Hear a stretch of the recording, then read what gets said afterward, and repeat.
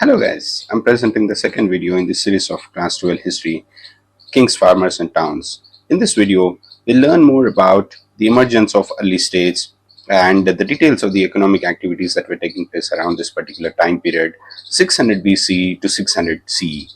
So let's start. Britishers, after settling in India, wanted to understand India's history, so they were looking into various sources. And by 1830s, one such British officer by name James Princip was able to decipher the scripts called Kharosthi and Brahmi. And this opened up the portal for European scholars and historians in a huge way. Until then, that was much lost in history was brought back to life. And they were able to understand the kings who ruled this land from the vast and mighty jungles in the east uh, to the dry, barren lands in the west. And out of this emerged one such king called as Ashoka, who ruled under the name of Mauryan Empire, and he ruled India from the current day Bihar in the east to Afghanistan in the west, and Nepal in the north to northern Karnataka in the south. And he liked to be called himself as Devanam Priya and Priyadarshi. From around 1500 BC to 500 BC, the Vedic age prospered, and Vedic age was mostly associated with village cultures. And by 500 BC, these village cultures started to transform themselves into early cities and states. And there were a lot of developments that started to take place around this particular time period. The most important one of them was the usage of iron plow.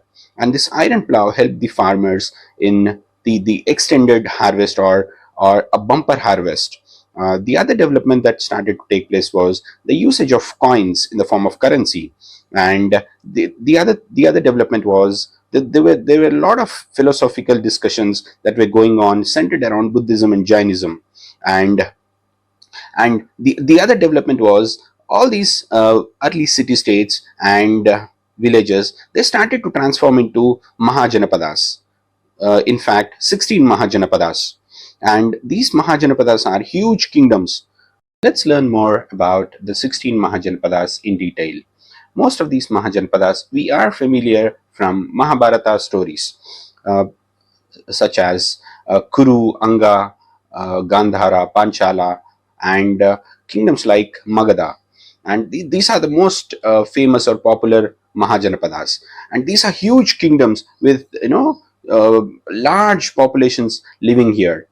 There are some quite common features of all these 16 Mahajanapadas. One being most of these Mahajanapadas were ruled by kings, and we do have certain other republics where collective ruling was happening through rajas.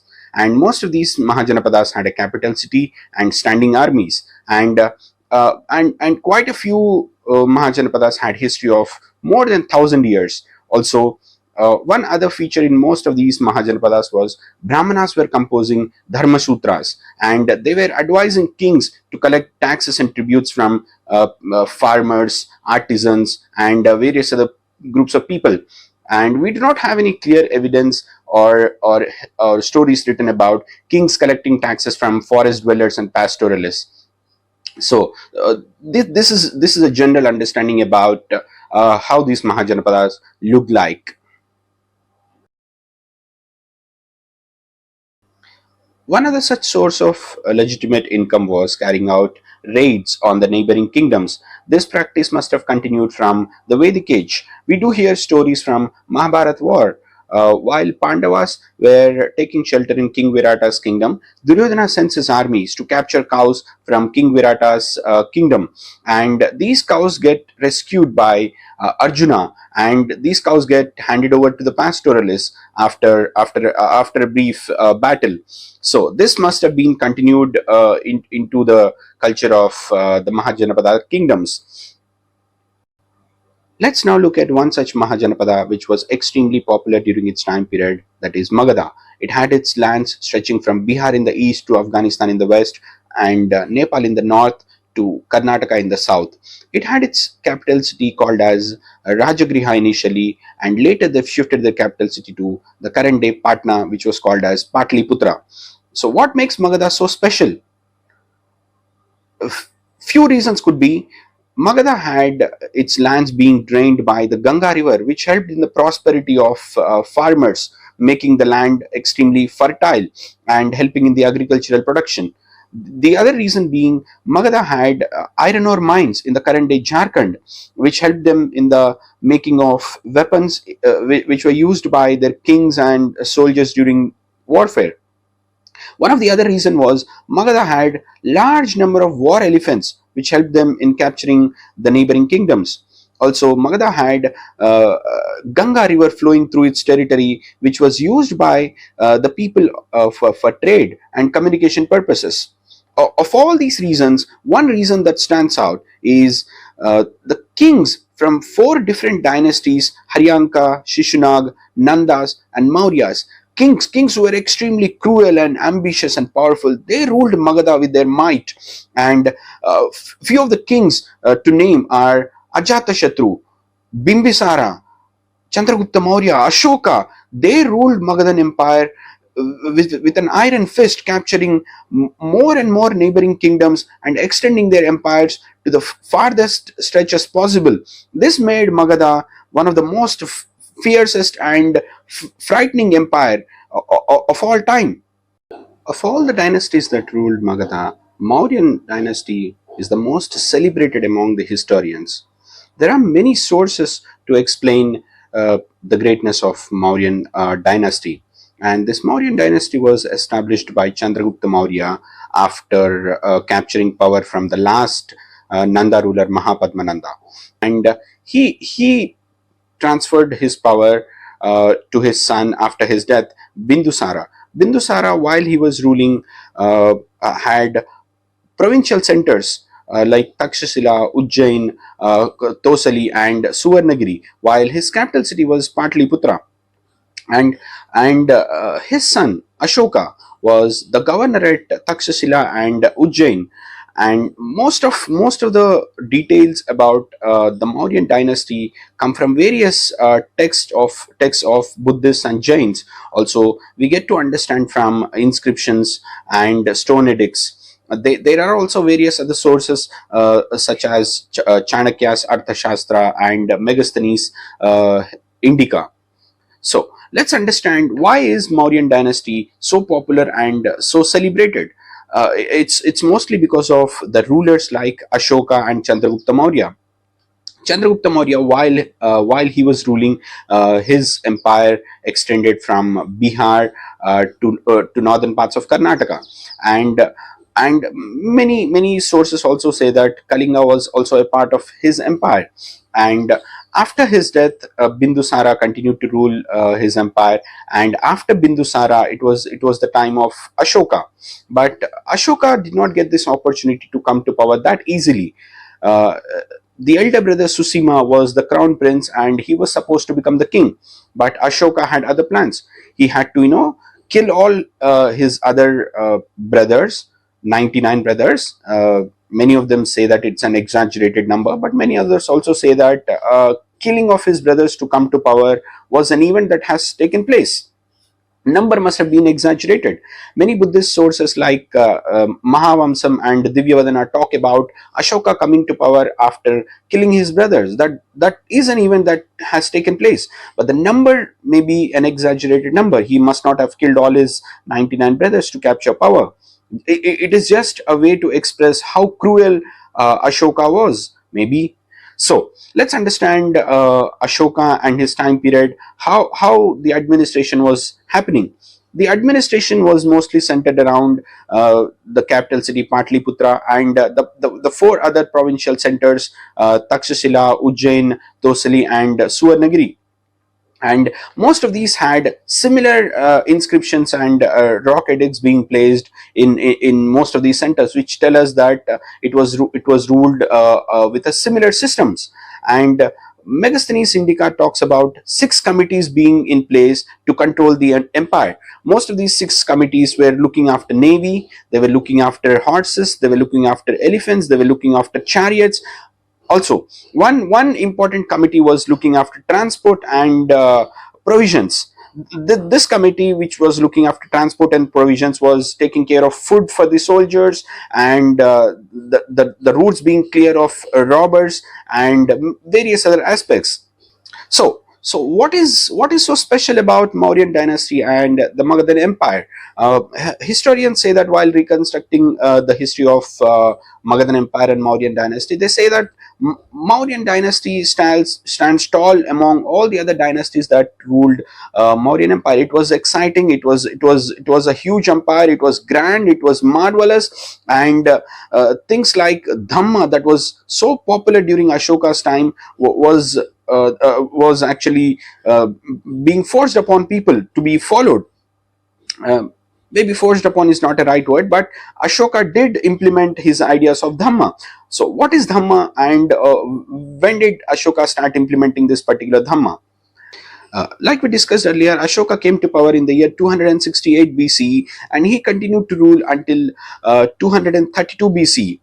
And what one must understand as a king or a neighboring king to Ashoka's Mauryan dynasty was, Ashoka is extremely cruel. That's a first certain thing.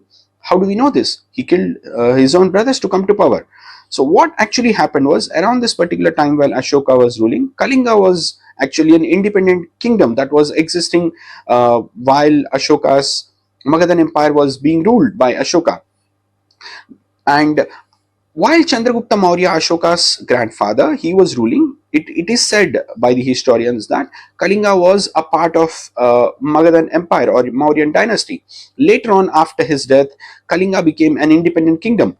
Kalinga was ruled by Gajapatis, and they were extremely powerful. And this Kalingan Empire had access to the coast of Bay of Bengal, which meant they were controlling a lot of aspects related to trade. So what is this Kalinga war that Ashoka is associated with? Around 261 BC, Ashoka waged a war, taking his soldiers into the coast of Kalinga. So what is this war for? What were the causes why Ashoka had to wage a war, and what changed Ashoka a lot after the battle? Let's understand these particular aspects. Like we discussed earlier, Kalinga was a part of Magadhan Empire or Mauryan Empire or Mauryan dynasty, and later it became independent. So Ashoka wanted maybe to capture Kalinga and make it a part of his empire. That's one thing. The other reason is Kalinga becomes a strategic land for trade purposes. Many other historians also say that it is because of the aspects related to the pirates, to control pirates, but we do not have any conclusive evidence to say that. The reasons mostly stick to strategic importance and historical reasons. So this Kalinga war is so fierce that Ashoka had to kill 1 lakh Kalingans and capture 1,50,000 other civilians and take them as slaves. And after the end of this battle, a lot actually changed. If we look at the battlefield was more like a land filled with bloodshed, and somebody's hands were cut off, somebody's legs were chopped off, somebody's throat was slit, and there were children crying in pain. There were mothers widowed. There were wives crying for their husbands, and it was full of blood and sadness and cries everywhere. And after the end of the battle, when Ashoka was visiting the battlefield, it is said that Ashoka met with a Buddhist monk who changed his perception about life and warfare altogether. Ashoka converted to Buddhism, and he started expressing his feelings about how to survive, how to take care of people through something called dharma, or in the local languages like Pali and Prakrit we call it as dhamma. And he sent his officers to spread his message of dhamma to far east, across till Egypt, Sri Lanka, Japan, and various other places. We can actually see these edicts and inscriptions in even Afghanistan and Odisha, the exact place where Kalinga war was fought. So, what is Dhamma about? Dhamma is about treating people in a very fair manner, treating slaves very fairly and kindly, respecting elders and teachers. All these come from his own experiences, like Kalinga War, like coming to power after killing his own brothers. So, this Dhamma is an inspiration to many people. So by 180 BC, this powerful empire it started to come to an end. What are the reasons for coming to an abrupt end? So one reason could be Ashoka's Dhamma himself. Dhamma mostly propagated the message of peace, which meant there were no wars after Kalinga War, and the army started to become weak. They did not have any practice for warfare, so obviously the army tend to become weak. That is one.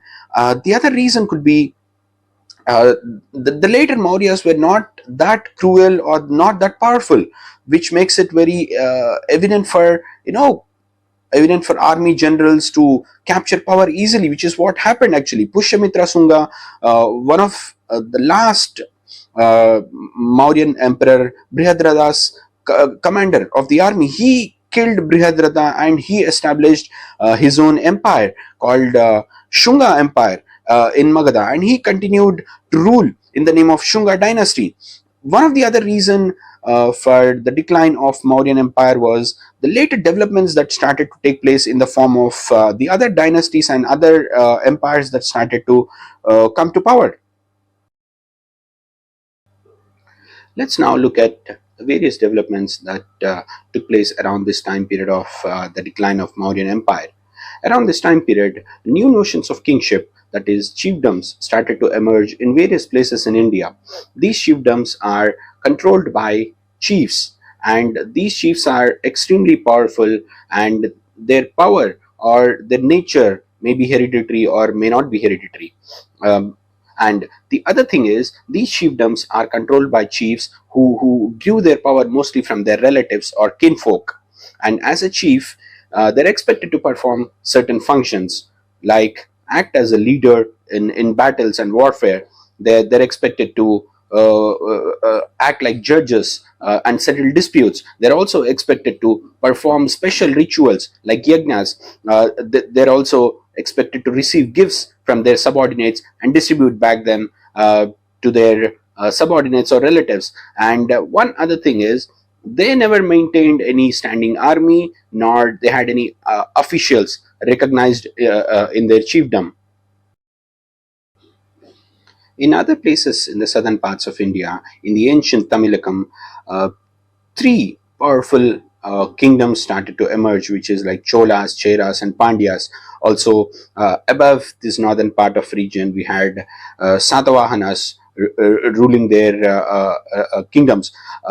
Beyond that, Shakas were also starting to emerge, and these kingdoms in the form of Cholas, Cheras, and Pandyas, they provide stability, and they were also prosperous. Occasionally, they had battles fought among each other for supremacy. They generated a huge amount of revenue from the long distance trade, uh, especially the Cholas, who were famous and known for their naval might. What can you expect from a kingdom that is maintaining huge amount of navy? For what purposes? They did carry out trade in around Central Asia to northwest part of India. Another empire started to emerge, which is of Kushanas, and these Kushanas identified high status, identifying themselves with a variety of gods. They are very famous for issuing huge amount of coins, and they're also famous for colossal, huge sculptures. These Kushanas, these Kushanas, they adopted titles like Devaputra, inspiring from the Chinese kings who called themselves sons of heaven. Another mighty empire that emerged around this particular time period was that of the Guptas. These Gupta rulers are famous for promoting arts, architecture, and literature. Hence, their time period in history is also called as the golden age of Guptas. These Gupta rulers maintained huge amount of geographical lands through an institution called Samantas. These Samantas are subordinates of these Gupta rulers. Uh, Quite a few times these Samantas were powerful, and most of these powerful Samantas, they declared independence from Gupta rulers. And those Samantas who were not so powerful, they continued to be subordinates of these Gupta rulers. Also, when we learn about Guptas through literature, coins, inscription, and various other sources, one particular source stands out about the Gupta rulers. That is about that is the Allahabad pillar inscription, which was written by Harisena in Sanskrit. Uh, it's it's it's it's about it's about praising the king Samudragupta. Let's now shift our focus and attention from kings and rulers to the common man. How are the lives of common men? The problem with knowing about common men and their lifestyle is that common men rarely left any evidences for us to understand their lifestyle. The only indirect source to understand how common man's life was through stories like Panchatantra stories or Jataka tales. And there's one such Jataka tale or Jataka story that is called as Gandatindu. It talks about a king, a wicked king, who wants to actually know what his subjects thought about him, and he disguises himself and goes to the village. And there, to his surprise, most of his subjects were actually escaping the village into the forest, and he asks what he thinks of the king. And to his shock and surprise, they answer him in a couple of sentences. During the night time, it's the robbers who are robbing them of their hard earned money or savings, and during the daytime, it's the tax collectors of the king. So this helps us understand that the taxes were extremely high, which are leaving the common man with little or nothing in terms of savings. The other aspect about common man's lifestyle was farming started to change abruptly or drastically. By around 6th century BCE, the use of iron plow was extensively used around Ganga River Valley and Kaveri River Valley and various other river valleys. Iron plow helped in the increased production of paddy, and iron plow was helping them in turning the alluvial soil upside down, which helped in the transplantation of paddy. Though it was a breaking work, nevertheless, it helped in the higher harvest. This was around the river valleys of Ganga, Yamuna, and various other rivers like Kaveri. But in the northeastern part of, I'm sorry, in the northeastern part of India, this was rarely done. They carried out agricultural practices that they were familiar with from the previous times. Also, in the northwestern parts of Rajasthan and in Punjab, uh, transplantation of paddy or rice happened to happen around the 20th century. Until then, they did not have any such activity. So this is about farmers and the common men. Let's now look at one other aspect about the social divisions that were created because of this farming activity. We definitely have evidences to talk about something called the divisions among the common public, especially within the agricultural laborers, small peasants, and large owners. The differentiation was huge. In fact, small landowners and large landowners, they're called by names like Grihapati. And the other thing is the Sangam literature also talks about this differentiation. Large landowners are called by names like Vellalars, and plowmen are called Uravars, and slaves and casual laborers are called by the names of Adimai. By now, you must have understood through our discussions that land is central to their lifestyle, and a lot of activities were centered around land. We do have inscriptions that are mentioning about something called land grant system, and lands being granted by the rulers towards various groups of people was an important part of the society. Uh, Generally, it is observed that most of the males or the male folk held the land under their command. But we do have rare instances where it is mentioned that the daughter of the king Chandragupta II, who's named as Prabhavati Gupta, she did issue something called land grants. What does this say about? uh, did women also have control over land, or is it just a rare occasion? We do not actually know much about this particular part, but what we can understand is Prabhavati Gupta, being the daughter of the king Chandragupta II, must have had or must have held large amounts of land under her command. That must have been a rare occasion. It is a strategy to expand agriculture to new lands. Also, kings were projecting themselves as supermen by issuing new lands as gifts to these people. Shifting our focus from kings and common men, let's now understand more about the new towns that have emerged and the trading groups or the traders that have emerged around this particular time period. And many new cities that emerged around this particular time were the capital cities of Mahajanapadas. And most of these capital cities were centered around the communication lines of rivers like Patliputra. For example, there were other cities like Ujjain, which connected the land routes. There were cities like Puhar, which was on the coast of Tamil Nadu, which helped in the sea trade. Also, there were cities like Mathura, which were bustling with various commercial activities. And in most of these cities, people do still continue to live. So that is one problem for carrying out excavations to archaeologists. But nevertheless, archaeologists have found multiple items that help us understand how their culture and lifestyle was. One such particular aspect was the pottery, the finds of pottery. People around this particular time period, around 600 BC, they used a particular type of pottery which was called northern black polished ware. Also, the other items in the excavations include objects like tools, weapons, ornaments made out of a variety of items like gold, silver, copper, shell, ivory, and various other things.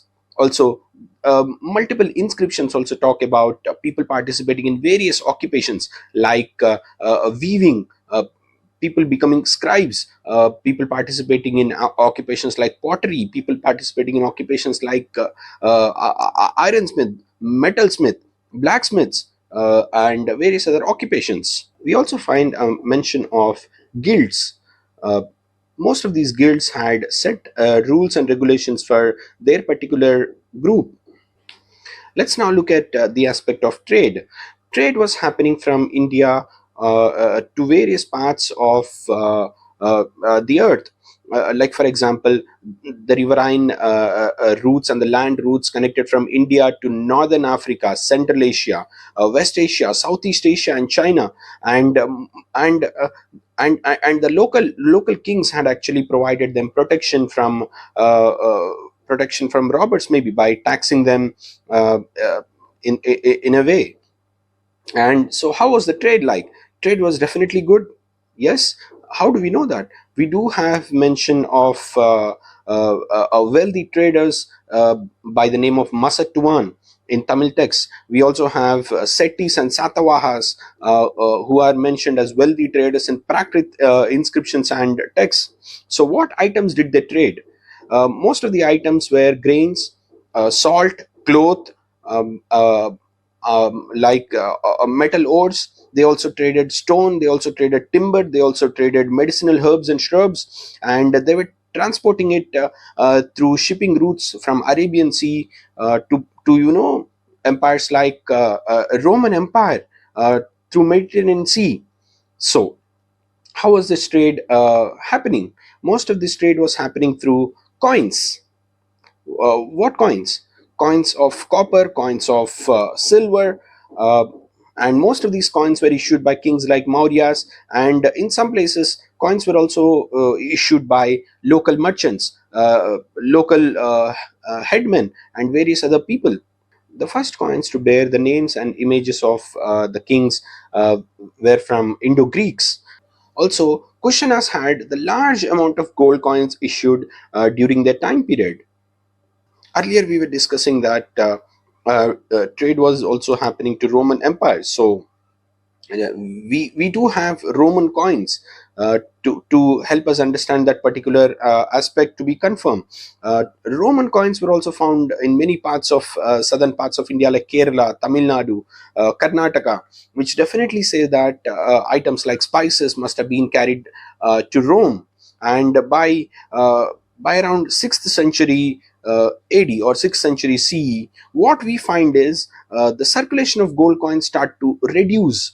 So many historians give us reasons like the Roman Empire starting to collapse is one reason. The other historians do not accept this view. They argue that coins were in circulation, as they were mentioned in various texts, but we do not find them. Why don't we find them? We don't find them because they're still in circulation, is what the argument is. Finally, I'm leaving you with the timeline of the major events that have taken place from 600 BCE to around 712 AD. I hope you like this presentation. If you like my video, please do like and share. Also, don't forget to subscribe my channel. Thank you.